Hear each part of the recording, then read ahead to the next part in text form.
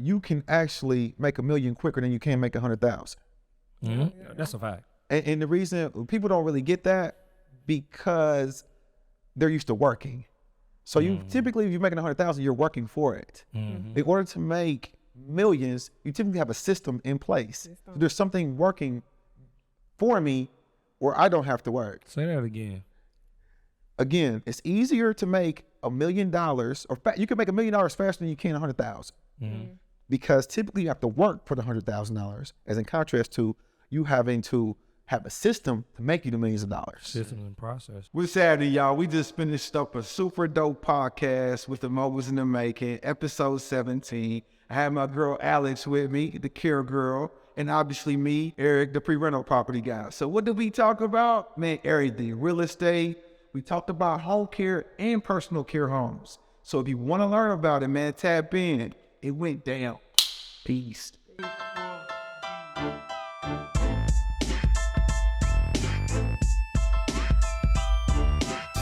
Yo.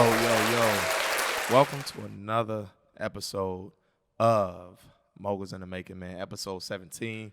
Got super You sure special. 17? Yeah, I'm sure, man. I got my facts straight today. We on top of it, man. We on one, man. So I'm your host, Omari Heflin. I'm your most gracious, most humble, most handsome Man, host, stop all that, man. Do this every episode, man. You got to grow up at some Tyrone point. Johnson, make it Junior. Geechee. Okay. You know how it go now. But no, we about to get into this one. Cause, hey, this one right here, man, I'm happy about this one. I'm happy about this I'm one. excited I'm about just this put it like that. But we just, first we going to get into kind of just what we have going on in the business today. We're going to keep this kind of sweet and short for real. Why don't you just kind of tell them about what we did today? Yeah. And, Today, so we pretty much went out, man, and this for people who are in real estate, whether you getting your feet wet and moving the needle forward, or whether you experiencing kind of just a little bit more complacent. You know, we all can fall into that bag. But today, let me give y'all just a short story. We had went out. We had a lead that came in, called her. Great. I'm talking about phenomenal situation, motivation, condition, price, all the pillars that we call talked that about. the 4 pillars of motivation, by the way. Yeah. 4 pillars. So she had all of that. And she was a sweet old lady, had, real motivation, really wanted to get rid of this property, had a loan on it. It was the second property of theirs. They used to live into it. They upgraded to a newer house. And the tenant just hadn't been paying for months, for months and months and months. And they got to drive to go and pick up the check. And, it's a person that's kind of close to them. So they don't really want to kick them out, or they don't have like the courage, to get them out the property. So for us, that's an opportunity where we can come in and help that seller, right? So we came in, first she denied me, right? We set up an appointment for me to go out to her house, sit down with her and her husband, make the deal happen. She ended up calling me back like, hey, honey, you can't do it today. I'm like, why? She like, it's just not the right time. We might want to wait till the market gets a little bit better. I'm like, so do you want to put the money into the house, like rehab the house and then sell it on the market? No. We want to sell it as is. Okay. Well, help me understand, because this ain't making sense. So long story short, I said, hey, T, look, let's pull up over there. Unannounced, no call, no appointment, none of that. We're going to pull up unannounced. So on a Saturday, we pull up, and for Tia, this was an hour drive for him. Most definitely. An hour drive with the kids. With the kids. Woo! That might as well be 2 hours, My basically. wife was working. I got the baby a bottle, put her in the car seat. I got my son down there with me. I said, y'all ready to go get this contract? You had her a little tequila in that baby bottle, too? Nah, I ain't see. Now you taking too far. My baby won't ever drink. See, not my baby girl. She gonna be back there quiet. She was a little too quiet to you. I don't know. But anyway, we go out there, right? Make a long story short, we speak to the husband who we haven't spoken to. And when we spoke to him, we seen the motivation that he had. And we pulling off from the house. He came out to us like, hey, man, look, I want to get it done. Yeah. I want to get it done. I spoke to the wife. It's actually my birthday today, so can we set it up on Monday at 12? Let's do it. So we left, said, let's do it. And me and T on the way back, we like, look, man, we're not even going to call them and be like, hey, are you sure for the appointment? We're showing up. So we showed up today, absolutely quickest contract that we ever got. Literally took 5 minutes. Especially so in my hand right now, I'm holding the contract. I wanted to bring this on air. So y'all, we really doing this shit. Okay. This property we're buying right now is at about 40% of value. Yeah. 40% of value. Yeah. Understand that. Now, another thing that I wanted to point out too is that we're pulling. This is not the first property that we've just pulled up to the house, right? I'm not saying go crazy like the lady on IG and shit. Pull up, and you might just have that conversation when you get knee to knee with somebody. All of the motivation starts to come out. Yeah, all of that. Omari had actually already pulled off. Just because I had the kids in the car, I was still calm down, all of this, and here he come running down the driveway. I'm talking about literally running. Like, hey. Omari pulled off already. I'm like, what's going on? I get out the car. He like, we want to do it. We want to do it. We want to do it now. Now, they have that motivation because this is a house that they got feelings for, but that they can't let go to just anybody. Does that make sense? I'm sure there's multiple people that didn't call these people, but because we showed up, got knee to knee with them, we was able to get the deal. We got that going on right now. We also got something that we want to tell you about next week that we got coming up. That's a 70 to 100K deal. Yeah. We're just gonna to take let that y'all down. know. You know what I'm saying? We're gonna run y'all through the deal. We're gonna run y'all all the way through it. But you know, we going out to Arizona here in a few. We're gonna tell y'all why, all of that stuff next week. Yeah. On that episode. But man, without further ado, because I can't wait for this one, man. Man, go ahead. Hey, this is the first interview. I done had a couple drinks before. I had to get the mindset for it. Hey, cause he be on one, man. Man, turn up, T. He be doing a lot, man. I'm gonna have to turn up, man. Yeah.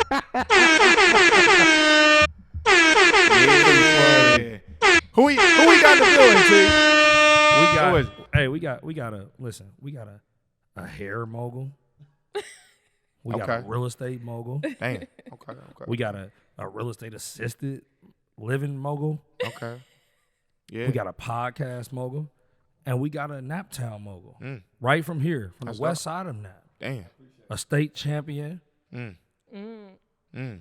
Without further ado, man, we got Eric Armstrong on this joint. Yo, and we also got his partner, his freshly new partner. No doubt. We got we got Alex on here from all the way from the ATL. Shout out ATL. From the ATL. Hey. ATL, shout out. ATL is where it's at, by the way, for our folks. Yeah. Don't get it twisted now. That's Black Hollywood out in California. That's Bollywood. Man, for real, man.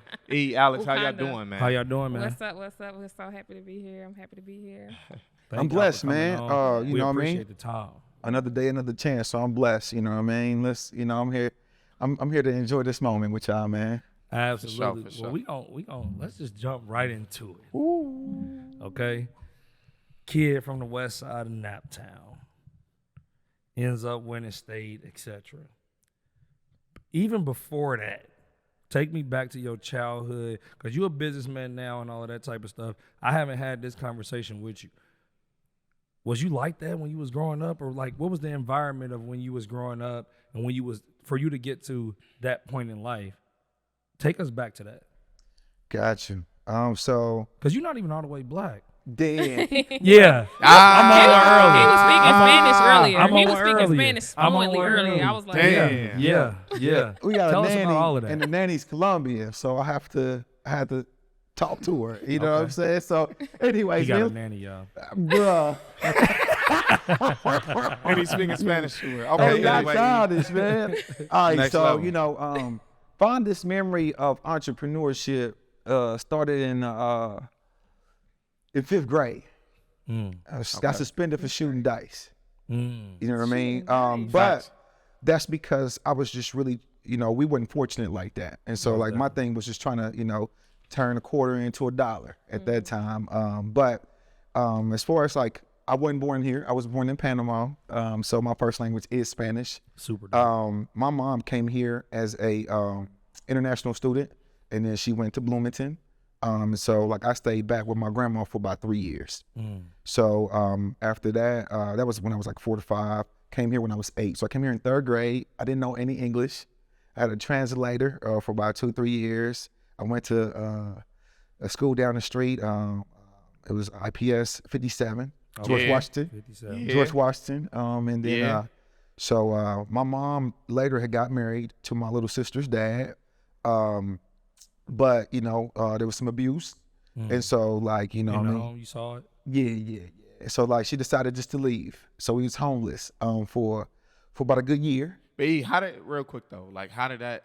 Like, did you see it going on, or you would hear it? I was there. Like, go to your room. Like, how was? I would hear it, but I would. Or would you like go up and try to hit him? I did. Like, get off my mama. I did. I jumped on his back. It happened twice, and then at that moment, the last time, like when I walked in and jumped, that's when she was just like, I'm done. And then so we went to a shelter. Let me just say that too, just for all the women out there. You know what I'm saying too, because that's something. Don't get long-winded though. I'm not gonna get long-winded, man. All right. Okay. My biggest thing is like. Shout outs to mom for actually leaving. Yeah, no doubt. Absolutely. Like she had he said that they went homeless after they left. That's hard to do She said, forget for a it, I'm woman, outta here. And especially during that time period too. You know what I'm yeah. saying? Like shout out to mom for leaving the situation. Don't ever feel like you can't leave a situation and grow. You know what I'm saying? Like you can get out of any situation and grow. Absolutely. Like I know countless stories of women that didn't leave. So I just wanted to put that out there for all the women out there. You know what I'm saying? Shout out to mom for leaving the situation. That's no doubt. First and foremost. Mama. No, I'm kidding. So, we was there about a year, and so we didn't have relatives here. We didn't have family here. And so it was an awkward situation. His mother extended for us to live with her. And so they were going through a divorce. And so we stayed there for about 6 months to a year, if I recall right. Yeah. And then, he wasn't allowed to come over there. She had a restraining order. And then we moved out to Wingate over there on 30th and Mentorship. Right. Yes, And so, Culture shock? Nah, Panama's a third world country. So True, like shit, that wasn't nothing. Yeah. So, and then to be honest with you, when you little, you don't really know you poor. You don't. Yeah, you don't. You know what I mean? all. Back then we used to play outside though, so it didn't mean really. We playing football every day, so it's just different. Material Smear the things queer and shit. didn't. You didn't have to have an iPad to be. Block out there. My bad. That's the name of the game, It though. is. That's what we called it growing up. That's What what was we it called called? it growing up. What was it called? It was called Smear the Queer. That's what it was called. Yeah. That's the Never game. heard of Spear Never the heard of queer. that. I said Smear the Queer. That's what it was called. Smear That's the- what we called it. I've never heard It of was So- actually fun, But you know what I'm saying? So like, it wasn't material things like that. You wasn't defined by having an iPad, cable, and things like that. You was playing outside anyway. You know what I mean? So I didn't know that, but we didn't have a car. And so like my mom had to take the bus, and she worked several jobs. So lots of times I'd be home by myself. You know what I'm saying? So, that's kind of like when I started hanging out with the neighborhood kids and the neighborhood hustlers. By now I'm like 10, 11. Yeah. And then, you know what I'm saying?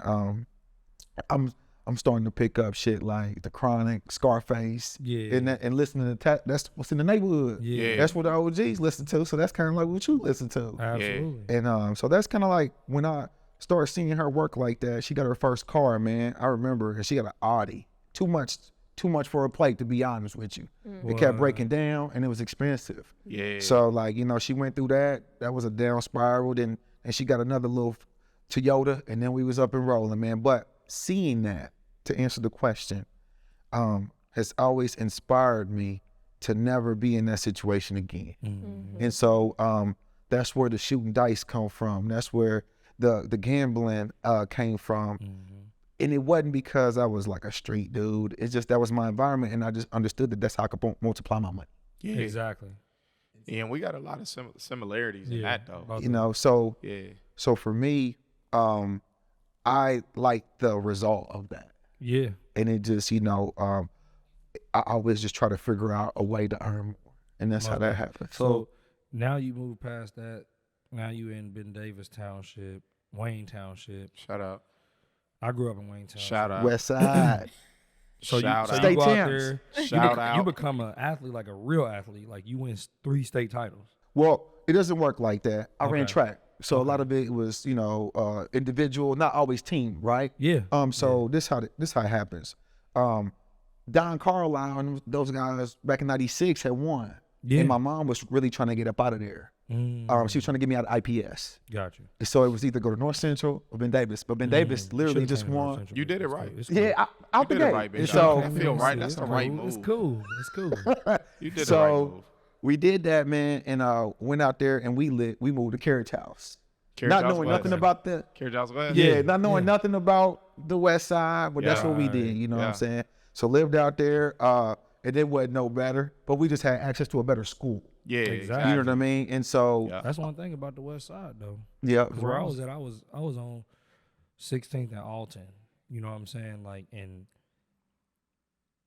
it's just kind of crazy that Wayne Township was my actual high school that I would go to. But growing up, like, moms made us go to, like, Pike Township schools for elementary and middle school, but we didn't live over there. You know what I'm saying? You're using your grandma's address. Yeah, but we want to access the better. That's what she wanted at the time. You know what I'm saying? Like, we was mad. We wasn't going to school with our homies in the neighborhood. But anyways, continue. So from there, man, I actually used to play baseball and hoop. And I can see that for you, E. He said he used to hoop. Cut it out. I can see that for you playing baseball, though. Like, I feel like hey, bro, I on a good day, you come out there, you know what I'm saying, you a get you couple some chokers buckets. on, chewing some gum and shit. Bro, wow. Out there, like, not doing shit, getting paid $200 million a year. I can see Bro, wow. But no, so, like, I was playing baseball, and so when we went out there, man, that baseball team sucked. But if you were an athlete, you was already in what you call it, advanced PE, and all those, you know what I mean? So we was lifting and running 40s. So I ran a 4.4 my sophomore year at BD. Damn. And so did you have Coach V? Yeah, out the gate. We animals, Damn, bro. Coach V was, man. Vanderbush is that dude. He built animals. Yeah, that's my dog. Yeah, for sure. All right, go ahead. So when I did that, the track coach started to recruit me. But I didn't have no interest in running. I didn't find any joy in running. Yeah. But I tested it. And so, like, it was killing. Damn. And so, like, it was JV, though. It was killing. Enjoyed it. And then I ran AAU. So then we went to Junior Nationals, USA Olympics. And then I got with other coaches. Donna Pope Green, she was Warren coach. Okay. And then, like, she really got me together. Start working on skill and all that. Yeah, she got me stuff. together. Not just being quick. It was just like, this how you run. Exactly. Then my junior year, we went to state. And then we got runner-up in the 4x1.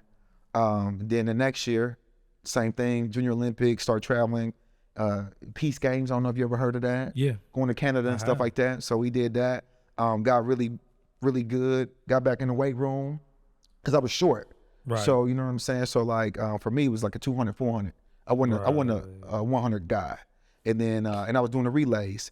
So I tell you real quick, the fastest dude in the state at the time was the anchor to a 4x4 team. Okay. Our anchor got hurt. They had to throw you Then he threw me in there. So I'm thinking, I knew I was coming. I wasn't even tripping. Yeah. But then when he said, hey, you go anchor, hey, bruh, that was different. Did it turn you up? It turned me all the way up. Just 'cause I mean, I you couldn't always move. got like You- that you- little you- nervous feel, but it's like you can't teach a dog how to be a dog. Exactly. But you know what I'm saying? But You it was just one of those talking that shit situations now. though. What you say? I say he talking that shit now. But You can't though. But I'll be honest with you, I was just scared to lose. And so, you know what I mean? I watched this video the day before on how to run it properly. I did everything in that thing, and I still got the picture, and I won it for us. And he almost called me, but I won it for us. But now, I had a PR of like 2 seconds. I ended up stuck. So when dude came back, he wasn't even anchor no more. He was the fastest guy on the team at the time, Jeremy Chandler. Okay. You know what I'm saying? So it's just one of those things to where, like, I just ran anchor the whole rip, man. And then, you know what I'm saying, we did our thing. And so between there, I ended up getting a couple rings and then an all-star, Indiana all-star for track and field, bro. Hey, that's what's up, man. Shout out to you, man. Shout out to Ben Davis as a whole. But because it take a lot to be an athlete and focus and sacrifice. He watching videos, doing this, that, and the other. But, man, shout out to you. Shout out to Ben Davis as a whole. It hurts me saying – no, it don't hurt me saying that. I mess with Ben Davis. That's what I'm saying, bro. I was supposed to go to Ben Davis. It really do. I really – can't be no West Side nigga saying But this that my hurt thing, me though. to shout out Ben Davis. No, It just can't go on wax. Just saying because that. the way that he rep it is different. Like, It's all I'm good. saying, You know bro, what that's I'm where it saying? really is, Nah. though. It's It's all good. Washington, But real Northwest, Ben Davis. guess what?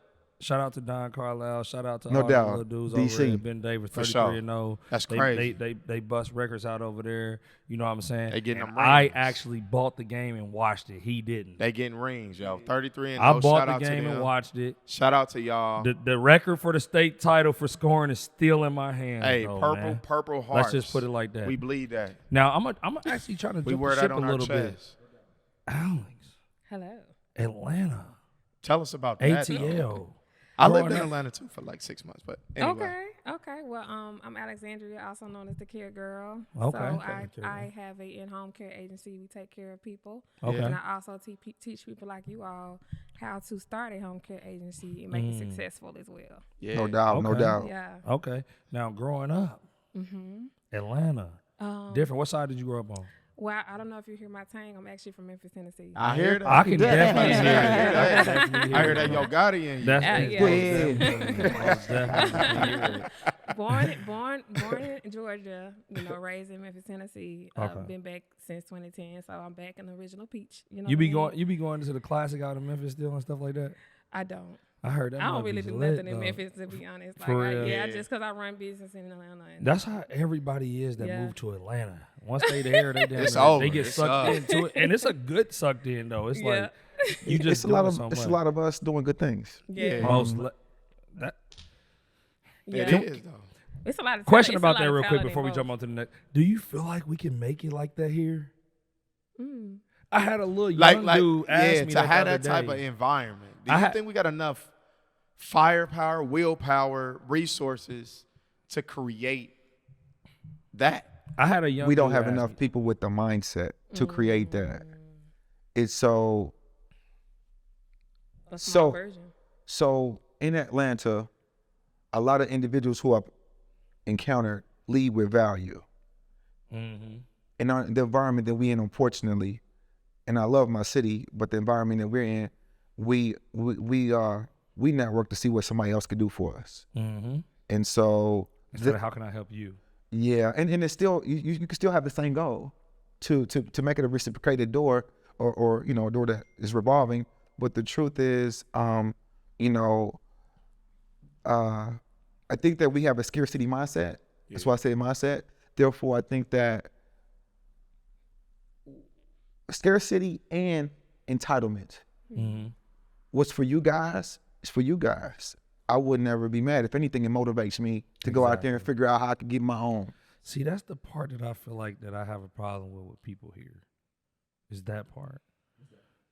Because like the younger dudes, like when they holler at us and they doing something totally different, and they might be like, "Hey, you trying to come on to this or you trying to do this?" That was why I even posed this question. It's a young dude. His name is Nate, right? He done been out to the Him 500 events out there in Atlanta. All of them, Alex, with all of them, that been out there. He like, bro, I feel like y'all can do that here. And I'm like, yeah, we can. But I'm like, it's enough people to do it. It's not enough people to follow it. Because everybody, I feel like that part of it, like, and this is to go into y'all age group too. But can I say something? Go ahead. So there's truth to what he's saying, but do people really buy Chick-fil-A because of Chick-fil-A marketing it? Or do they buy it because it's that good? Certainly. They buy it because they closed on Sundays. That's why they buy it. They buy it because and because of the service of it. So again, if you create a product, that's that good and it can be multiplied, I think that you could have a small impact. But I think that it's just harder here because of the mindset. But I think that basically what I'm saying is a lot of people try to do things and they try to market it before they really create quality. Exactly. Create the quality, and the quality is going to bring or magnify those people to come to you. I just don't know that there's that many people like that here without them looking for something to take versus I think give. on the younger crowd, like our generation, right to y'all generation, y'all still young, right to y'all generation, right at y'all generation, it has to be brought together more. The people before y'all, I feel like, they didn't want to give the game. They wanted to just make the break. Agreed. So it's just like you'll tell me some stuff that, all right, yeah, you letting the little cat out of the bag. You know what I'm saying? But we might let everything out the bag. Then you might see me doing this, and then you like, hey, bro, I think if you did it this way, that would actually sell more, or this, that, and the other. I don't feel like y'all had that. But I feel like as we keep moving it down the trail, that the younger people under us will start to act like that and feel like that and give value and all of this. They not seeing it as, okay, I know how to make $1 million. I'm about to just make all the millions now. So I agree with you, and I think that what you're doing here is part of doing that. in the sense of exposing others and giving game yourself, giving your backstory. And on today's deal, I think sharing those type of things is part of cultivating what you're saying. Exactly. The guys came before me. I'm 41, so my OGs is 50, 55. They hoard it because it just they come from that. This is all I got. I can't.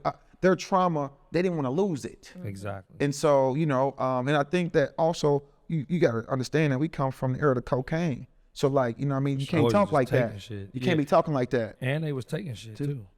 So it's like, all right, I figured out a way to cook it like this. Yep. So I just think it's different, Eric, but you're doing the right thing though. And I think that it's just, there's challenges in this city. Yeah. You know what I'm saying?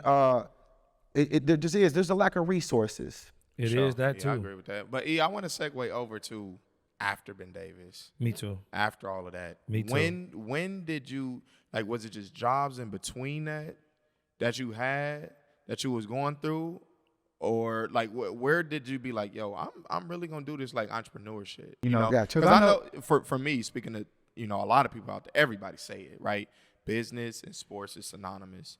You know what I'm saying? And Absolutely. a lot of the similarities that it plays in the fact, whether your mindset, how it feels, all these different things. So, how did you connect this entrepreneurship road that you actually start to go down? Gotcha. You know what I mean? So, I started DJing when I was 14.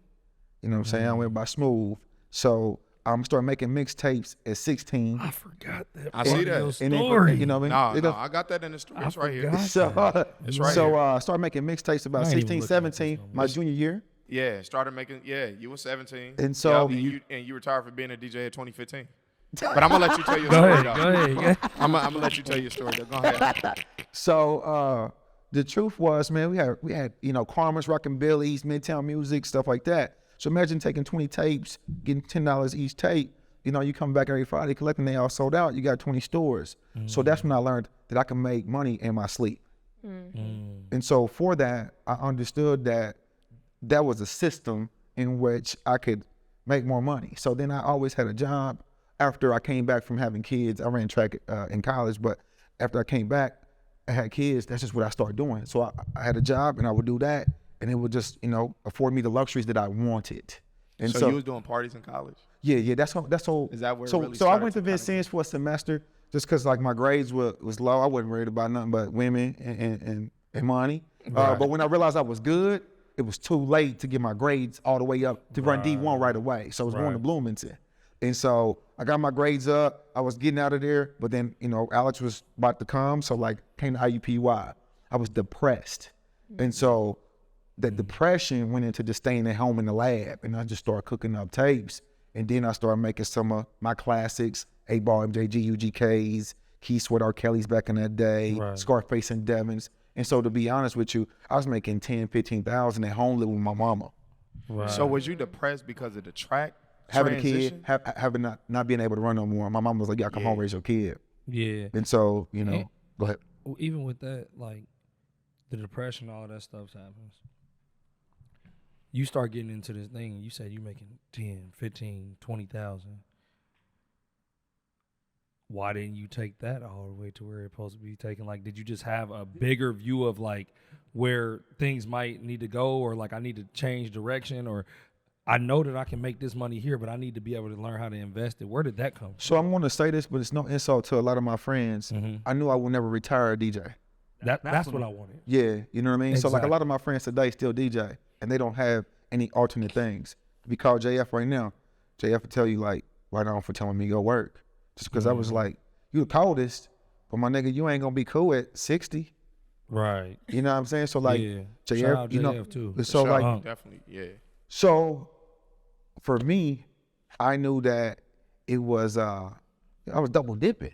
I was making money doing this and doing that. So to be honest with you too, that's when I learned that you can make one thing and make it profitable for the rest of your life. And so that started teaching me principles that I didn't even understand at the time. Yeah. But I just understood that that's the way I wanted to make money. Most definitely. So that's kind of like a rental property, and it producing cash flow for forever because it's already there. Exactly. And so let's move forward on that then. Yep. As a matter of fact. So now okay, you do the DJ stuff, you had all that going, you making cool money, you know what I'm saying? For back then, it was great money for what you seeing at the time. You know, jacked it off. See, I wasn't expecting that from you. What was you on? Because you be so chill. Yeah. What was you on? You was jacking it Bro, off. Auroras on 22. Ah, You know what I'm saying? Throwback King. I probably got 40 throwbacks. Right. You know, just silly stuff, Clowning. man. And just I ain't got nothing to show for that. Just live. Right. Yeah. And so, you know. Then you move forward though. Mm-hmm. Her hair. I'm trying to figure out the switch. That's what I want. There's a gap. There's a gap. Hey, where's the switch at? Did somebody come to you and be like, hey, look, you need to go ahead and mess with this? Yeah. So what you gotta really understand, I was a dog on them turntables. Yeah. I come ask Gus, Don, you could ask anybody. I'm right there with them. I just understood I wasn't never gonna retire doing this. Yeah. So this is what you really want to know. I was an insurance agent for American Family in 2005 because I was in school for finance. I wanted to be a sports agent when I no longer could play sports. Yeah. So I wanted to be there too, by the way. I just didn't want to be a lawyer though. I didn't care to read that much. I don't have the discipline to read law that long, nor I'm an average reader. So I didn't think that I could be that, right? And I didn't have people like you guys to look up to and be motivated. Sports agents was white dudes getting cake. There wasn't no black brothers really doing it. Right. So I didn't have that. Like I didn't have that. I didn't have that resource. So finances was the thing. When it got recruited by American Family to work for them, I was the producer, meaning that I work under an agent. Don Culberson, he's still that dude. We made a lot of money together, and now that's when I understood systems and having assistants to help you get to what you want to do. So that's why I learned the concept of firing yourself, because I got to doing all the work. He was chilling, but I wasn't tripping. I was learning and I was building my people skills up. Yeah. So 2008 came, and that's when the recession came. I knew nothing about it. I was transitioning out of that into my own agency, but I knew I didn't want to work for American Family anymore because I wanted my own. So I wanted to work independent. When you leave American Family or State Farm, you leave your books. They sell it to the next agent. When you work independent, your book, I sell it to the next. With you. So your reoccurring stuff don't stay with you No, when you leave, no. Ooh. It goes to the next agent that they want to give it to. Right. So was that scary for you though? No, it wasn't, because I knew that I no longer wanted that, and I was going to go independent because my book is my book, and I sell it when I'm ready to get rid of it. So in the midst of that, the recession came, and so my lead source started getting dry. People our age wasn't buying houses anymore because they was foreclosing, they wasn't buying cars, but I didn't know what the recession was, man. And so I have a gift. I was born bilingual, and so I was using my gift, and not because, again, I'm a street cat, but just I'm a hustler at the end of the day. Yeah. So we was flipping bows, and that's just what it was, because money was funny. I had money, but I was just used to it at a high level. I'm used to making 150, and it just wasn't like that right now. So like, hold on. So I just resort to doing what I know what to do. Yeah. Right. And so in doing that, man, NBS. Even when you was doing that though, obviously we ain't on the police. We about to dig all the way into it, but like, even when you were doing that, I had to make that clear. but even when you was on that, like, I had similar instances and stuff like that too, right? I got to a point where I was like, yeah, this ain't me. Just because I'm like, stuff get messed up, you do this, you do that. I'm like, I'm gonna end up killing somebody. I didn't want to kill. I'm like, I'm gonna end up like not on those just regular. I'm like, this is too much going on. I'm gonna end up I'm gonna probably end up being somebody that want to just be. All right, you gotta go. So the dudes I mess with, they look like me. You wouldn't even know they hustle. Right. So I always felt safe. Right. And then, you know what I mean? So like the connects I had, I went to high school with them. They was thorough. The dude that set me up is my connect. He was jealous because I was working with the other connect than I am. That's it. That's happened. Happened to me and Tone together. We was together. And after that, so after shout out Tone, Blueprint Tone, whatever you want to call him. I call him laid back Tone. That's funny. Cause he just be chilling in the back, you know what I'm saying? Too funny. Got 100 different things going on, businesses, this, that, and the other. Shout out Tone. Big shout out to my guy. Is that what made that was the turning point? Okay. It's a turning point. So I DJ. I'm DJing at the Six Lounge. I don't know how the spots at the time. You know, but it came to a point where I had to make a decision. People knew where I was because I DJ'd. Right. You know what I'm saying? And I just needed a break. You know what I'm saying? I feel like I disappointed my kids, my mother, my family, because they didn't even know I hustled. Did you go? Exactly. Did you go to jail? Did you spend time? Nah. Okay. I just got set up. Me and Tom got set up. And so like that's how that happened. Okay. So long story short, man, I decided to join the military just to give myself a break. Damn. That's what I'm saying. He got so many different. Yeah, all right. Yeah. So what you're hearing from me, man, is just a sacrifice. Yeah. I just had to do some shit I didn't want to do in order to get to where I want to. I had 2 little girls that needed health insurance. I knew I wasn't gonna stop DJing. That's how I make my money. So that gave me health insurance. It paid off my student loans. And so I had 5 goals at that time. I wanted to pay off my mom's house. I wanted to be debt free. I wanted to have a credit score of 800. I wanted to buy me a house, and I wanted to own an S-Class. He had 6. He wanted a Rolex too. Stop that. I don't know if y'all see that on his hand right Stop now. that. He wanted a Rolex too, obviously. No, I really didn't. And so, so I achieved. I wanted to do that by 2015. So I entered in 2009. By 2015, I did not achieve those things, but I achieved them by 2016. I bought my mama a crib. I got my dream car in 17. My credit was fixed way before then, but I achieved those goals. But that was the time I needed just to seclude myself and just understand that I was really just got sucked in by my environment. Yeah. From that time though, being in the military, right, from going from a lot of ambition, just natural hustler instincts with talking to people, DJing, life of the party, big personality, you know what I'm saying, to go into the military where it's like you still you, but all that other shit though, you kind of, you know what I'm saying, you got to shut that off. That was easy though, because of track. Oh, Yeah, right. the The discipline with sports. Yep, Yeah, for the sure. So you discipline can was tighten already back up and be like, okay, this feels, you Familiar. already see where I was going with that. But what lessons though, just specifically, not from track, not from, you know what I mean, just growing up, but specifically from the military, did that help you with business? Or are there any lessons that you can feel like, nah, if I didn't go to the military, I probably wouldn't have got that as quick, or it wouldn't have crossed over or connect the dots for me. You know what I'm saying? Just joking, but my pistol gang got super serious. But Hey, no, listen on a serious tip, the isolation was needed. I needed to hear myself think. Yeah. I needed to reapply myself in a way that I never had before. So this forced that upon me. And I couldn't use no cell phones. It was nothing. Right. And so and I don't know none of these dudes.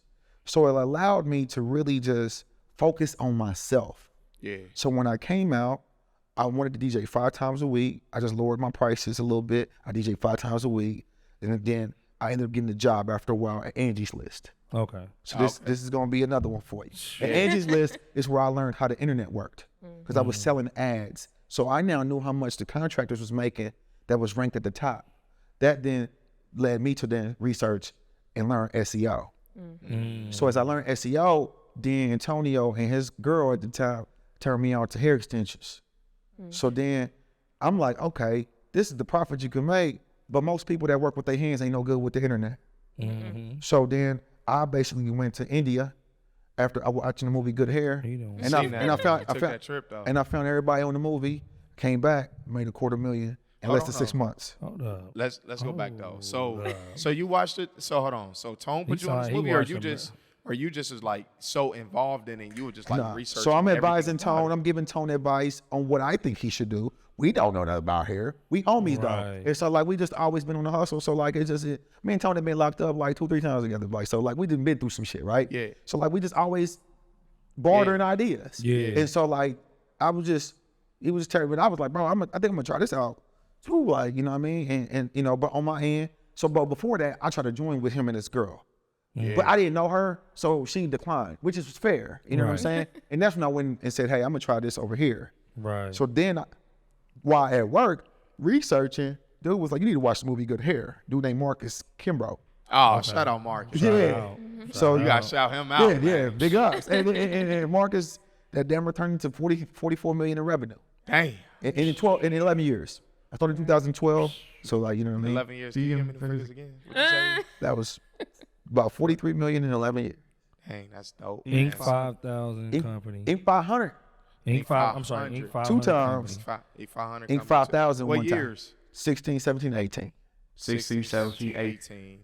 And for those, don't you? Ain't it like a party or a thing that you actually get yeah. to? So you get black tie parties. So how was that? Explain that to just for people who trying to. So to get up there you too. are going to party. So let me explain what Inc. is. The Inc. 5000 list basically tracks the fastest growing entrepreneurs in America. Okay. Yeah. Kind of like Forbes tracks the richest. They track the fastest growing. And so when I got there, I understood I needed to meet the top 100. Right. So I went there with a hit list of I need to meet 10 people in the top 100 and understand where they go and where they meet at. Right. So before that, to go forward, I had entered into Fortune Builders. So I understood that the wealth that was in California. And so when I started seeing that 50% of the room was from the West Coast, now that's why I don't network locally as much. Right. Because that's just where I came from. The mindset's different. Yeah. So Absolutely. so it's very different for me to entertain. Bags. So it's really hard for me to entertain here. It is. Because Half our private money you wouldn't raise with. but it's the mindset of the individual. It is. And I just realized, man, these boys they just cool. They don't really be stressing. Yeah. But they bagged up. Like, oh yeah, that's a deal. Yeah. And so I it was a think the different numbers work. motion. Yeah, And let's so, go ahead. so I went in there just went networking, man. So for me, it was just a aha moment. But reaching it for the first time, I won't lie, I cried in my car. Dang. There's no award for hard work. Yeah. And so like for me, it was just like, I'm that nigga at that point. Right. You know what I'm saying? I really pulled this shit off. Yeah. But I'm gonna This tell you shit what I is did. crazy. That was the first thing I put on my board, along with my S-class, my house, my credit score when I started the business. So I you achieved wanted it. to. I wanted to be in the Inc. 5. Because at the end of the day, you can't take it away from me. Yeah. We saying it today. You know On what I'm the saying? podcast. So like that is my credibility card when I enter in most rooms. Right. You don't know what and understand this. Success is just a picture of that day. Success is not what you're doing, what you did 10 years ago and what you're doing today. That's why today he could get buckets because he ain't doing what he used to do. Cut it out. See, I'm over here talking about some. Right. Bro, did you hear what I'm saying I though? cook some A lot of boys in people the think that league because they right did good then, a lot of people think because they did things well back then, they still are. Nah, I even tell you, her hair ain't pressing the way it used to at one point. You know what I mean? It's just oversaturation, different things that affect the business, and it's okay. Yeah. But and it's just the evolution of stuff. Lash tags, you got all type of different. somebody's many always different coming. elements. Somebody's always coming. Yeah. So I just say that to say though, the exposure that I got from that, I'm addicted to it. And so I always stay in them type of rooms. So you get all that rolling.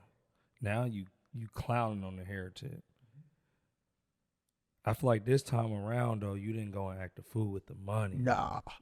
Yeah. You didn't? So I did a little bit. I was about to say. know what I mean? You I did. did You got some I know you bows did and all a that. little You know, bit. you clowning You know what I now. mean? Rollies, I just yeah, went you clowning straight. Cartier. I did, yeah, You yeah. clowning. Yeah, it was. But But it's still a investments, difference. though. Back then I But- would have bust them down. That's what It's I'm still saying. investments, though. That's what Yeah, I'm back saying. then I would've busted We're gonna them have to down. have a I had this conversation about that conversation, too. said, We're gonna have to have a conversation. Them ain't about that, too. Rolex diamonds. What the fuck you doing? Yeah. So, But like at that point, you're not blowing the money.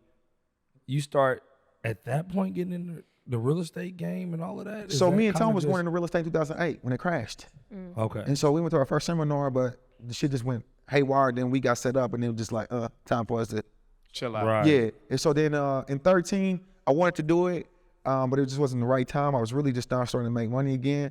And then 14, me and him teamed up and joined Fortune Builders and then went there. So for me, the why was because a lot of my homies that hooped or played sports was now starting to come back and they was broke or depressed. Right. So I understood that was me coming that. back.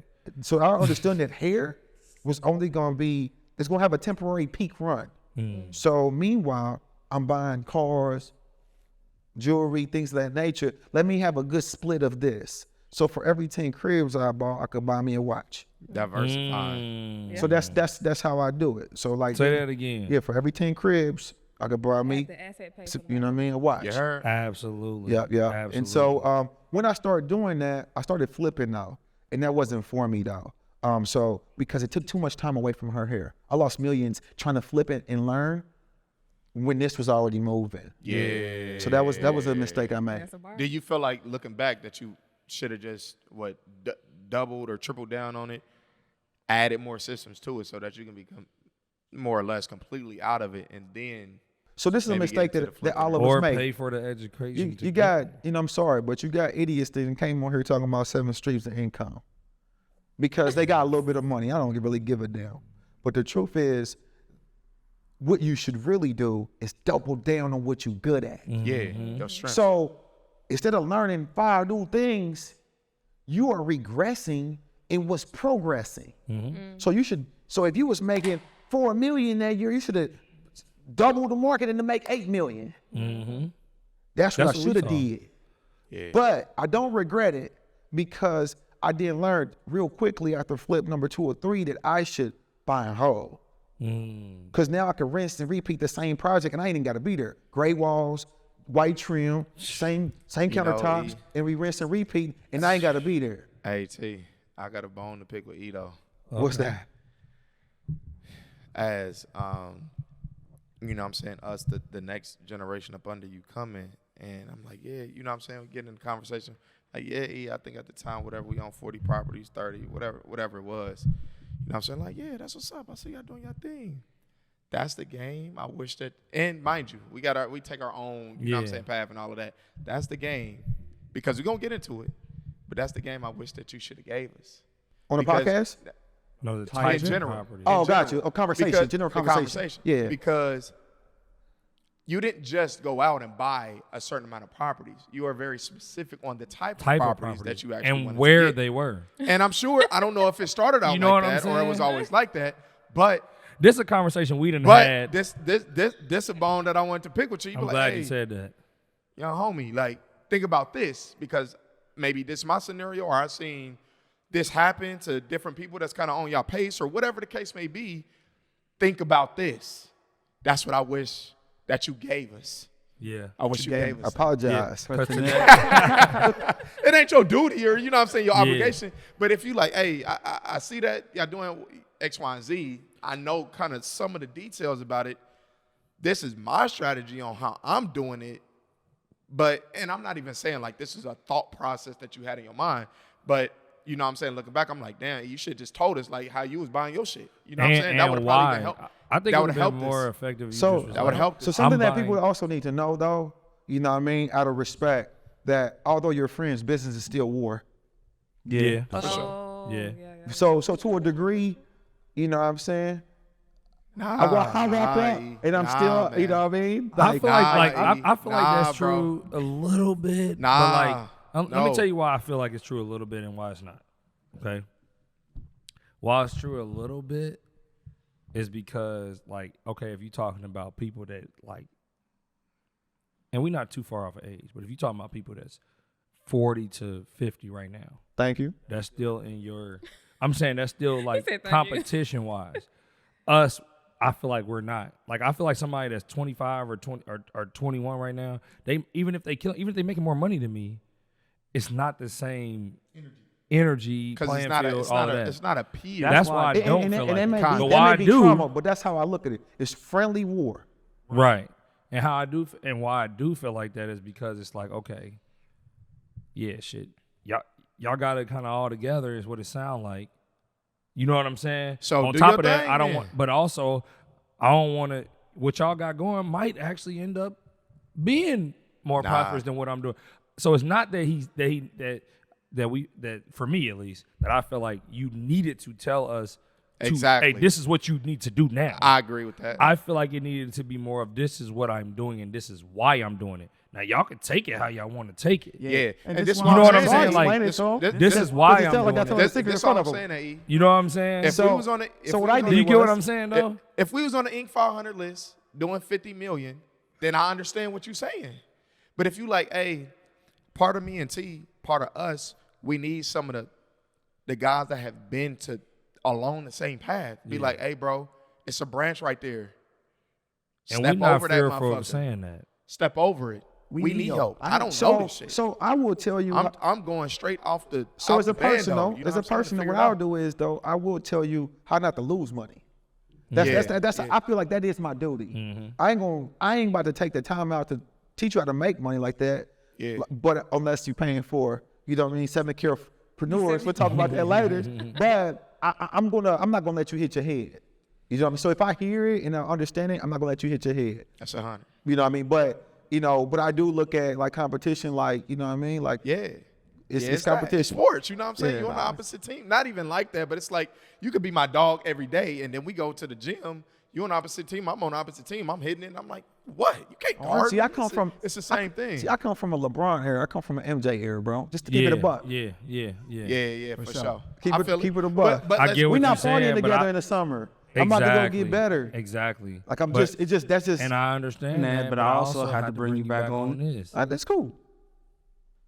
I think that's a part of just like, the people before you too.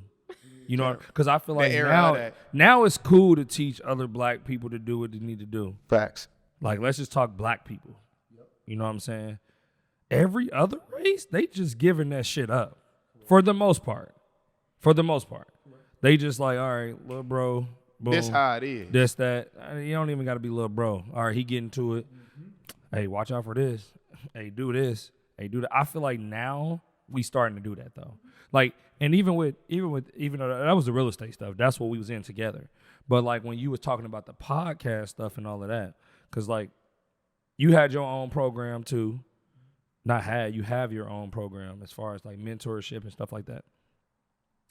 You was giving me all the game early before we ever started our stuff. Man, I think this is what I would do. Make sure that y'all do this. Exactly. Make sure that y'all do that.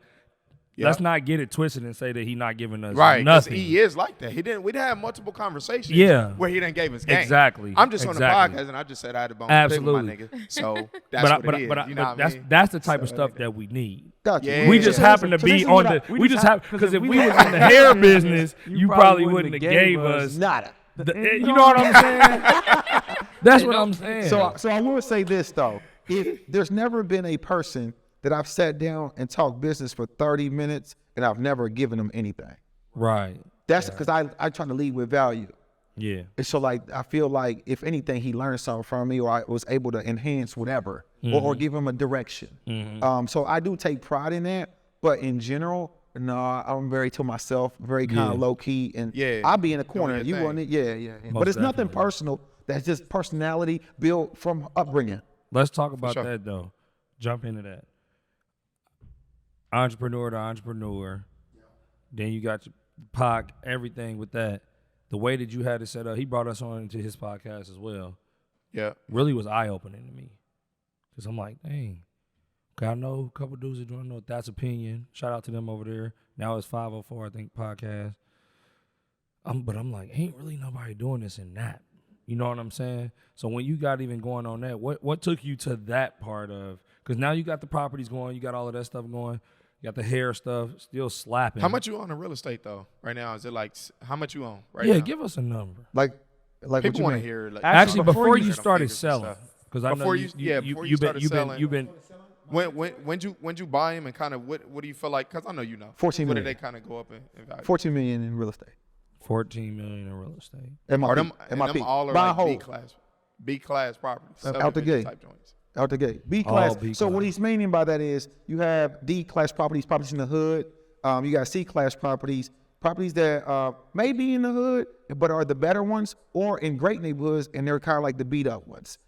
School districts is decent, average. A B neighborhood is pretty much a house made in 2000s. In a great neighborhood, but it's a little older, great school district. Yeah, township. So if you're from Indy though, we talking Avon, Westfield, Greenwood, Fishers, around the Greenwood, yeah. So I only probably had 3 rentals in the city. No, I take that back, 5 in the city, and most of it I fished out there. So I fished for foreclosures. I fished for. I got 50% of my properties off the MLS. What was your strategy though, bro? Like, was you trying to do the Bird method and stuff like that at the time, or you just was like, was you? So originally, no. Okay. Originally, no. In the sense of when I had money, I had to invest it. That's how I look at it. Let's start investing. Exactly. And so I was buying properties, putting 20% down, you know, and then fixing the flooring maybe. I may not even have to touch it in some cases. But as I started going, I did start applying the Bird method because I was getting the equity out of it, and I just had a system, and I had the right team. All right, and so the reason I invest in the areas that I invested in is because I bought so low. So what I did was went to agents and was just like, yo, I need you to create me a list in these areas for 3 bedrooms, 2 bath. What I get up and do literally every day is look at the property list at 5:30 in the morning because nobody is up looking at what just popped up. Therefore, I want to be able to make a call and book an appointment before I even damn near get to work. Early bird, and so that I could put in my offer like that. And that's what I was doing. And I just had great relationships. And so, you know, nourishing the relationship is just not having their phone number. You know, it's more so if I get a crib from you and I flip it, I mean, if I'm about to flip it, I'm gonna sell it right with you. Therefore, you double dipping when you messing with me. And so I was just that dude. And I just really about my word. You know what I mean? And so what I'm saying about my word, I would never fail them. And if I failed, I would make it up. You know, I just wouldn't leave it there. So now you getting just different opportunities coming. You just off the strength of just relationships. And I had my agent to this day is Natalie. She's probably the best. Shout out Natalie. When it comes to investing.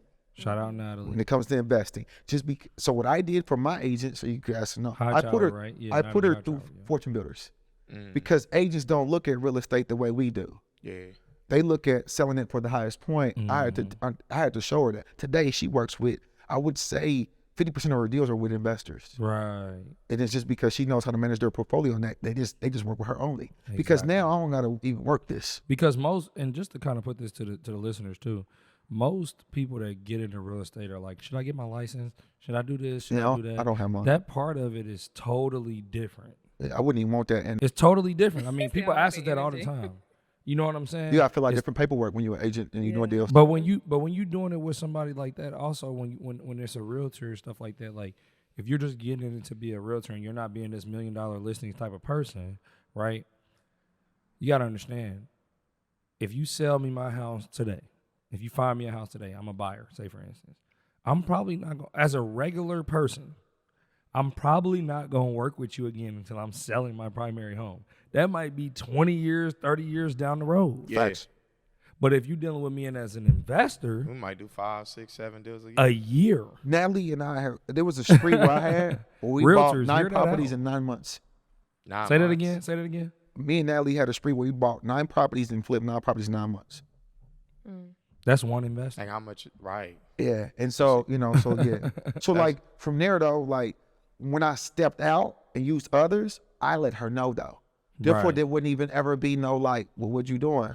This is just what it is. Yeah. And one thing my bad. One thing I gotta always bring up, like that y'all hear synonymous on all of the fucking podcasts that we have, is relationships. Relationships worth more than money. But go ahead. Yeah, man. And like I told Eric before we hopped on the podcast, you know what I'm saying, something that I appreciate about you is the fact that a lot of people from the city, like, you know what I'm saying, your generation, older, a little bit younger, whatever the case is, they get a taste of something else and they get sucked into it. I'm not even saying it's wrong, right? But somebody to have a lot of the accomplishments that you have, you're still touchable, you're still reachable. That's what I appreciate 100 about you. 100. You know what I'm saying? Because some people, you don't have to be reachable, you don't have to be touchable. Nigga, I'm on my boat. Yeah. Shit, hit my assistant. That shit ain't really worth nothing to me. I'm cool. I don't need it. I'm over here having a bourbon tasting. I'm cool. Because I'm a bourbon connoisseur now. I'm just saying. I'm over here counting bottles in my wine cellar. The bourbon game is just a great networking thing, bro. Absolutely. If somebody tells you the bourbon collector, they've spent tens of thousands on the bourbon. Yeah. That's a different type of dude. So whatever business he in, he's elite. Yeah. Right. And the company he keeping ain't short of if they drinking them bottles. Yeah. So I had to have them bottles in my spot. 1,000%. And how he reverse engineered, but that's something that I do appreciate you, bro. That you know what I'm saying, you still there, you still here, our event, you show up, you pop up.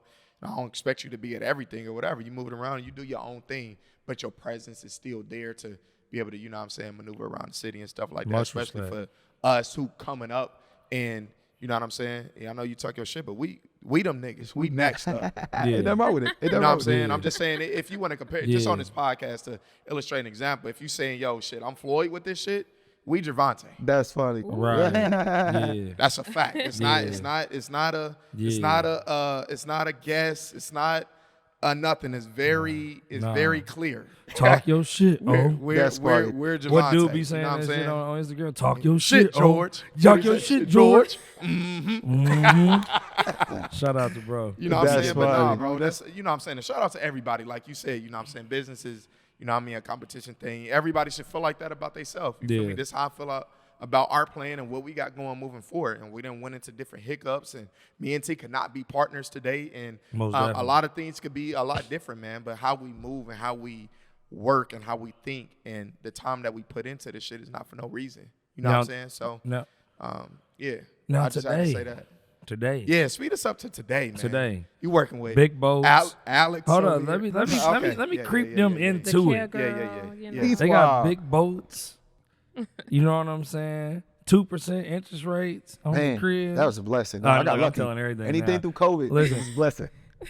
But on some real stuff. 2%. I ain't heard about that. You could have got it in COVID. Look, perfect time. but now you like, okay, I've been doing all of this. I'm kind of getting rid of these properties that I've had that have gone up in equity, got me a lot of cash flow because they wasn't in bullshit areas. So my cash flow isn't getting depleted every year, right? Now I got this new thing that I'm gonna start doing. And he dropped it on us in like a black real estate meetup. Shout out Sterling Davis for having that. But he kind of hinted to us like, hey, this is what I'm about to do now. I'm about to reposition. I'm about to do this assisted living / you tell me. Gotcha. Care.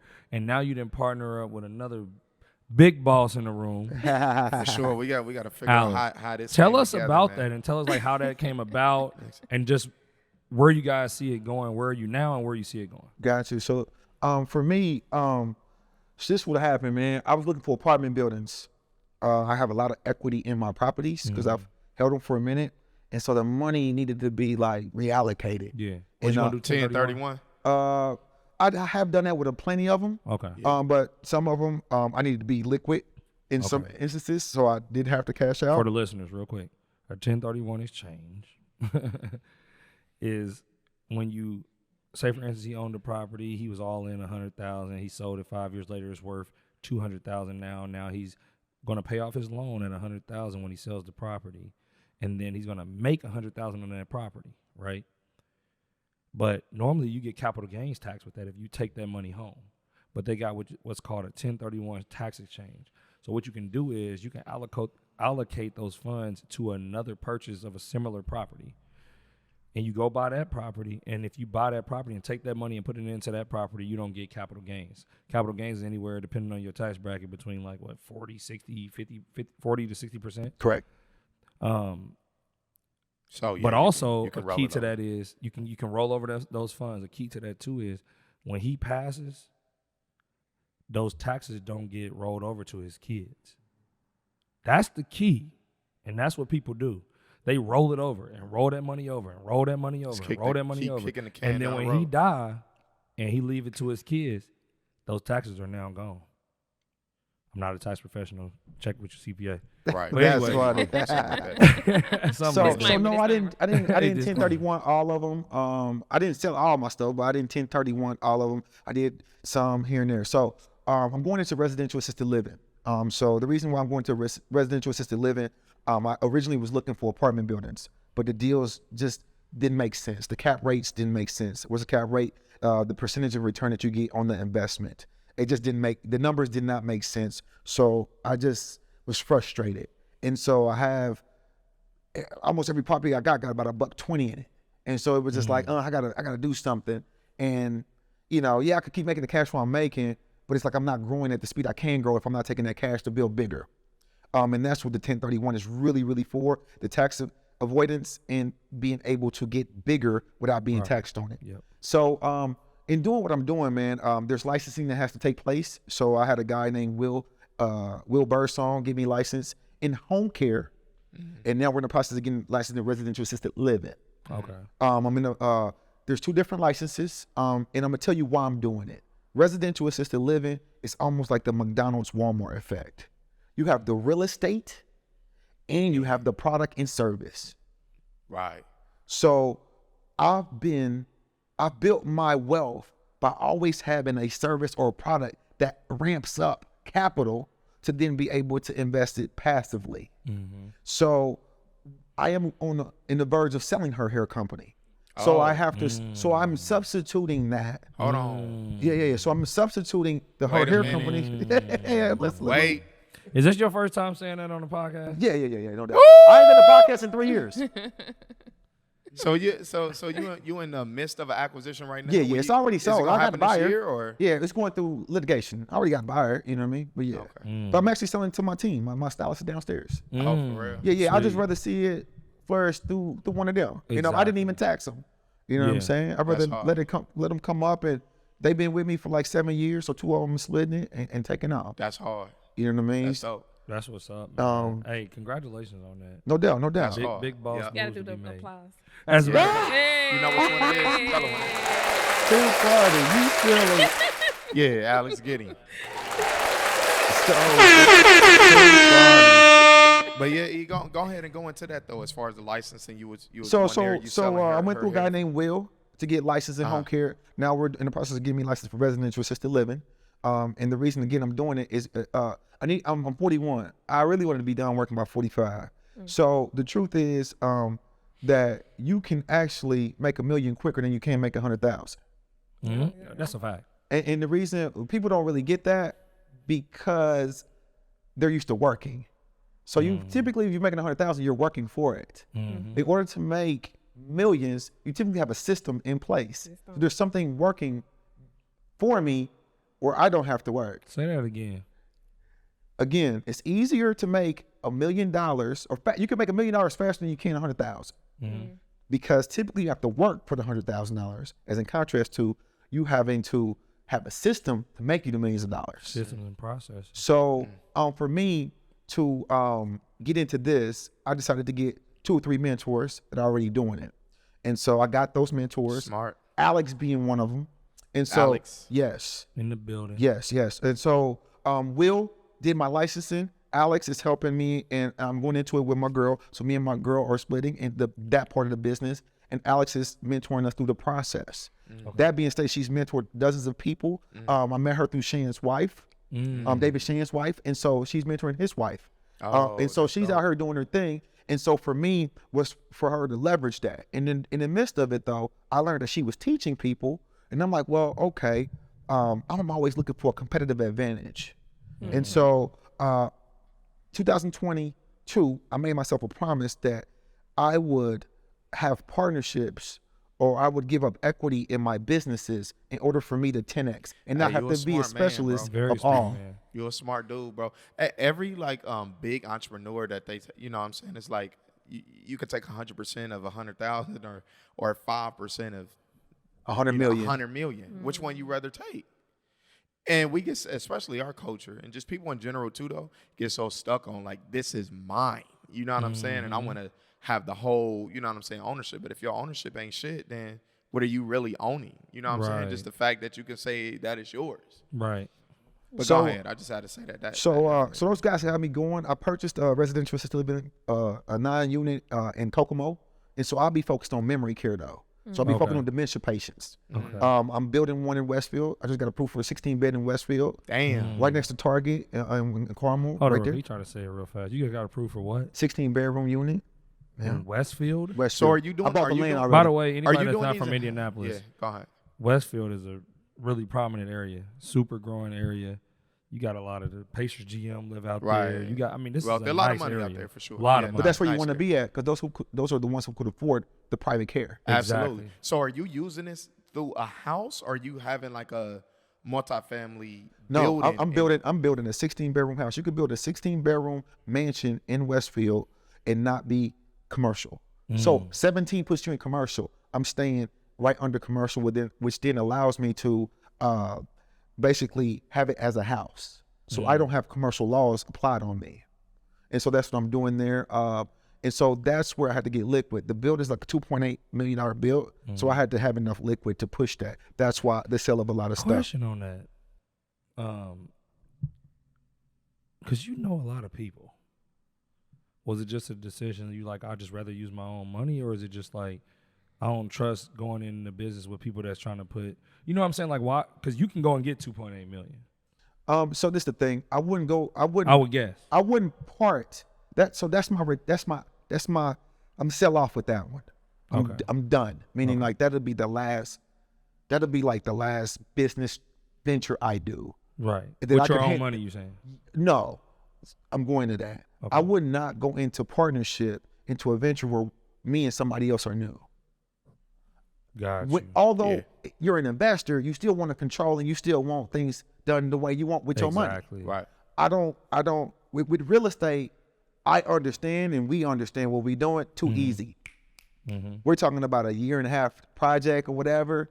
I don't care to report to you like that or have your control. It's something that I don't have experience in. Right. So there's too much room for error. Now you're responsible for somebody else's money. Too much room for error in a sense. So I'd rather. Now, if you replicate it, now if I do it and run it one time, I could get it for free from the bank. Right. Right. Just because of the type of structure. You know what I mean? But that's why I didn't do it. I'm getting mentored through the process. Okay. Yeah. It's so like I'd rather not play with somebody's money, but I'd rather give you my P&L after a year or two of operation and then get 3 of them. I can do this. And then you can give me multiply this times 10. Yeah. So Alex. So how Alex fits in real fast. Yeah. How Alex fits in was in between there. I was like, I teach, right? I was like, I think I got a unique proposition that nobody in the market is doing. So today we're teaching individuals like you guys start, maintain, and obtain personal care homes where you could take your rental property and you have your rental property and you have the business inside, meaning that you are renting per room, making about $5,000 to $7,000 per room, and you have caregivers in your rental properties because you don't have to do what I did. You could do it in rental properties too. And so you could do an array of different things, whether it's behavioral kids, whether it's elderly, whether it's memory care, but you now have the McDonald's effect. Don't you start. Not on the podcast. Because I like Eric though, bro. Because once he starts, I'm like, now we can do this. I'm like, hey, that's why I like E too, man. For real. Hey, but that's what we doing, and so like that's what we. So now, what I've learned from them is what we're teaching the people, and then we called it 7-figure carepreneurs. I'm sorry. 7-figure carepreneurs, man. Shout out to y'all. So Alex, dive into that for me on your side. Like, how did that come up with you? Like, how'd you even hop into the business to get to even teaching people this? You know what I'm saying? Well, just like he was a DJ, I was a singer, songwriter, dancer when I moved to Atlanta back in 2010, and I was always in the medical field as well. I was a neurotech for some years. And I started a home care off the strength of my grandmother being neglected in a home several times. So I partnered Organic. Yeah, exactly. So I partnered with a young lady who had been a private duty caregiver like her whole entire life. So I was like, I think I can do this. So we did it, and just having the clients come in and the caregivers come in, it just was a very touching moment. But also I outperformed my job with the income of the home care. So did you know that, like, even getting into it, did you know that the money was going to be what it was? Did you have somebody to guide you, or you was just like picking up and putting the pieces together as you go? I just you know like Eric, like I just go to the people with the information. Like I'm the type of person, I get on LinkedIn, I'm gonna search who's doing it in Atlanta or my area. I wanna, hey, can I pay you for your time, or can I have coffee, or I'll try to exchange some type of value. Yeah. And I'm a big marketing sales person. So like I'll do something for you if you do something for me or whatever. We exchange information, but I just kind of like just didn't try to recreate it. I just kind of like tweak different things. That's another thing that I hear from like a lot of successful people in certain industries. It's just like, don't recreate the wheel if you don't have to. Right. T, hold on real quick though. You know what I'm saying? Alex, who gave you the game on that? Like who was like one of the first people where you really start kind of being like, okay, I get it, from the information or the relationship that you cultivated from reaching out or being in a networking event, however it happened. Like, take me through that. Like who really put you on to being able to like really put your as systems far in as place home and care? Yeah, as far as home care. You know what I mean? To be honest, like I kind of winged it for a while, and it's just like I don't know, maybe I just have a gift or something. But I had to get information to get the systems in order and everything. Yeah. And we had another partner come in, and he was more of a systems person. I was more the person like I'm shaking hands, kissing babies. You know like what I me. mean. So COVID like happened. us. Like everybody had like an epiphany during COVID. And the same thing happened to me where like I was getting so many calls from my home care, like it became an interference with my job. And they was like, you can't take calls anymore. So when that happened, You it had was to like, leave. yeah, well, no, I mean, I was just like, I'm done with this, and I have kids, so like I was like, I could just be with my kids because they took all the kids out of school for digital learning. So I was like, I can sit home with my laptop and run my business from home and still make money. Like I had my caregivers, I had to give them certificates to go in the car. They were essential workers, but I was at home with my kids. Oh, that's hard. Right. That's so I didn't have to go sign nobody up. I figured out I digitized the whole home care. So everything, we still could sign everybody up digitally, still hire more people. It grew during COVID. And then that's how I saw the strength of like how big it could be. Yeah. And then I just went in all the way 100%. And that's when, we made our first 6 figures. So like for one, like let's say somebody out there, they really kind of want to get into this. What's kind of the numbers on like a property? If we got a rental property, right? We like, hey, this is a 3-bed, 2-bath property, cool area. Like how much money can we expect to like make with that? I know somebody that y'all probably know. She makes 17 per house, 3-bedroom, 2-bath. We're not talking 17 what? Don't play around with us. That's not counting your rent. Understand what I just told you. Remember, this has the McDonald's effect. You are renting rooms. They're giving you $400 to $500 per room for the rent, and you're collecting your Medicaid payment. Notice that he said Medicaid. So you don't have to go chase that, and that's for the caregiver. So that's on a 24 per hour case though, meaning like you got a caregiver there 24 hours. Yeah. But let's just say per person you could a home could do easily anywhere between 7 to 10,000. It depends on the billable hours. You may have this type of illness, you may have this type of care that you need. Your hours may be 200 for that month. His may be 100. So based on a $28 per hour type of situation. Right, and that's normal. So a typical range is about 7,000. A person can say that's a realistic expectation. Yeah. Being new, making errors, things of that nature, because it's all based on the hours of the client. But before you get the client, you could accept or decline though. Yeah. So you telling me? This what I've been telling you. So you telling me on our 10 unit that we got 10 unit times 2, probably each one of them 2 beds. So we got like 20 rooms. You could do that with 50% of your building just to stay on the safe side. You don't want to make the whole building that. It's 2 buildings because you don't want them to feel like they're like being placed in a special location, a place. So you might want to have a couple neutral clients and then do about 5 with the personal care piece. So you saying with that, them is so does it change your multifamily? Or it's the same just across the board? So bro, it's about to get really crazy. All right, yeah. You could go rent a house right now and do it. You don't even have to own it to get started. Arbitrage. You can arbitrage. Like how they do the Airbnb, but instead you run this play with it. Medicaid money. Yeah, I just helped my brother set one up, and we charge $4,000 a room with 6 bedrooms. 4,000. So that's what I'm saying. So you saying 400-500? Where's the gap at? Is it just because in the you deal rent? with So the rent is $3,000. So we give the person who leases the house to us above rent, and that's all it's out of pocket. Other than we do have a living caregiver there. And then y'all making the money from the top. The service. So again, remember, this is like McDonald's. You have a service and you have the real estate. So you're double whammy. And can you also add other different services on top of that? Say, hey, you want to take them to the movies, you want to take them to grocery shop, you want to. We not as 7-figure carepreneurs, we're not teaching you that. What we teach is home care. We teach residential or personal care homes, and I teach you the real estate on how to obtain the homes. Okay. That's what we've done. But what we've done here as we're starting, the licensing for you, we're doing it for you. It's a done for you service. And we're doing the waiver service. So if you have a job and you're watching this and you want to get started, but you don't have time to make. Hold up, don't look at him. Look into the camera, bro. Tell them that. No, I'm serious. Look into the camera and tell them that, because people always got an excuse about, oh man, they not teaching this, they not, bro. No, so it's he's literally about to teach y'all something that y'all can make 6 figures on. Easy. You know what I mean? Dang. Easy. Tell them. You know, one home could do that for you though. One you home. could go get, you could just rent it. So now everybody's not going to want you to run that service out of their home. But if you think about it, you could literally go to a landlord to say, what if I paid you $200 extra a month and you lock me into a 2-year lease? Is he going to say no? Right. No, hell no. Because if you would have came to me and I didn't know nothing about this, and you would have said, hey, yo, I know your rent $1,200, but I'm going to give you 14, 15. Can I sublease? 2 years.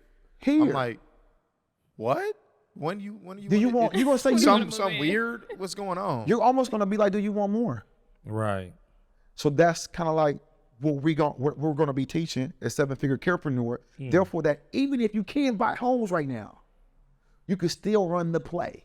And if you got a job, the paperwork, policies, and procedures, I mean, they're like 100 pages, but it's done for you. And we go get you approved by Medicaid waivers. So it's a done for you service. Y'all done heard it right here. Man, and it starts with the home care piece. So you once you get the home care license first, so you'll be able to go. Yeah. And we start with the home care first, just because residential limits you per the amount of properties you can get. So you have to work on getting more properties and renting more properties as you go. But home care, you go into their home. Yep. Therefore, that could be an unlimited amount of service. And what people don't know that I learned from her is a lot of family members could do it. Like if you're watching your grandma, you could be at home watching your grandma working, but you can pay to take care of your grandma when she needs you. So you don't even have to hire. We might need an affiliate link. Yeah, an affiliate link. But also, I'm gonna have to holler at my wife. You know what I'm saying? She licensed. She's a nurse. She an MP. Oh, she did this out in Cali for somebody else. She would be when she was actually getting her license, when she was getting her hours and stuff. Yeah, that was his business, and he kind of brought me into it super heavy, but it wasn't as easy as how y'all making it sound. Cause it's done for you. You know what I'm saying? Yeah. Like it. I feel like her look on it is like every business. It's got to be this super drawn out business in order to do it. But the way that y'all make it. So the way I'm doing it, it's a little bit more extended. I'm actually building a facility. Exactly. Yeah. You know what I mean? So I'm taking it a little bit farther. Well, that's my retirement plan. Yeah. You know what I mean? That's why I said that's my last Plus, play. you always got to do it extra. I know you got to do it extra. But when she empowered me, her and Will, my other partner, when they empowered me with this, they was like, yo, keep some of these rentals. We're going to turn them into good scenes. So let me ask you this, E. Did you meet Alex through Shands and actually working with, I know you kind of, obviously been on this podcast. For those of y'all don't know who we talking about David Shands. He got Social Proof Podcast, one of the fastest growing. I watch it a lot. It's one of my favorite ones. You know what I'm saying? They be on there talking game, bringing a lot of different people on. A lot of Atlanta entrepreneurs, him 500, Alex Good Energy, I think, Neo, all of them people. So anyway, you about to bug out. Huh? You about to bug out. Am I? Yep. Go ahead. So was that through you going to the different events with them? I know they had you on their podcast and stuff like that. Atlanta, I'm just hearing the different connects. So how did this how it happened? Will's partner decided to end their partnership. That's Will was going into it first. Will's partner kind of did specialize in what she specializes in. Okay. So the day before, I seen her with Shan's wife on Instagram, and Shan's wife was raving about how she impacted her in her business and what she was learning. So I reached out, was like, let's get on a call just to understand what she had to give. And we got on a call, and then she told us about her services. And then she talked to my girl. My girl really liked her vibe. And then that's what she told me she was teaching. And I was like, how far are you with that? Just started. I just it just slammed in my lap. Like people were just hitting me up because I branded myself as the care girl a year ago. Yeah. Branding. And so I literally was like, well, I think I got an opportunity for you. I didn't turn my hands over, but I flew her in. We talked with my partners, and then from there, man, we made a partnership. So I gave up more of my profit to empower us with Alex. That's hard, man. Man, hey, I just want to say now, I want to give y'all flowers right now. I want an applause. I